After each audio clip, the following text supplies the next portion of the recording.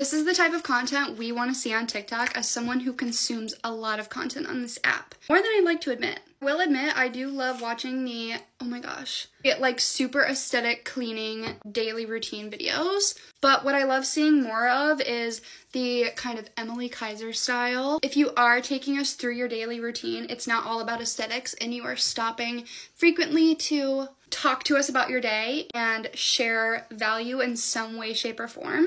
And it's not all perfectly aesthetic and pleasing. I also really enjoy watching grocery hauls. I feel like just a little bit more of a normalized kind of haul than a giant Sephora haul or a giant PR haul honestly might do a lot better. I feel like not having super interesting purchases stops a lot of creators on this app from filming hauls, but personally I love watching what you got from the grocery store, even if it's one or two things or if it's a full grocery restock, how you meal plan, all of the very mundane parts of your life and how you structure your life. I love getting that almost like mediocre content of people's lives. Share what you can at the moment. Get ready with me's. I would much rather learn about you or a hot take that you have on something than what products you're using. I will figure it out one way or another, whether I look at the product you're using or go to the comments, but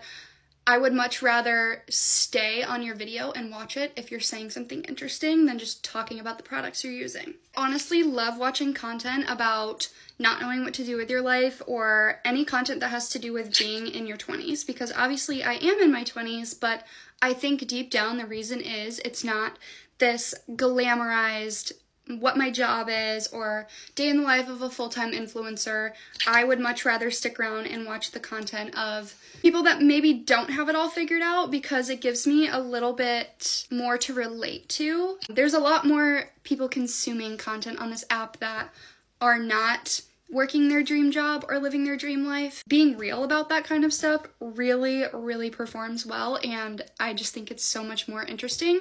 And normally when I watch a video of some girl that has this insanely amazing, perfect life, or she's a full-time influencer and showing her day in the life, running errands, and spending thousands of dollars opening all of her PR, I find myself feeling kind of like crap about myself after those videos.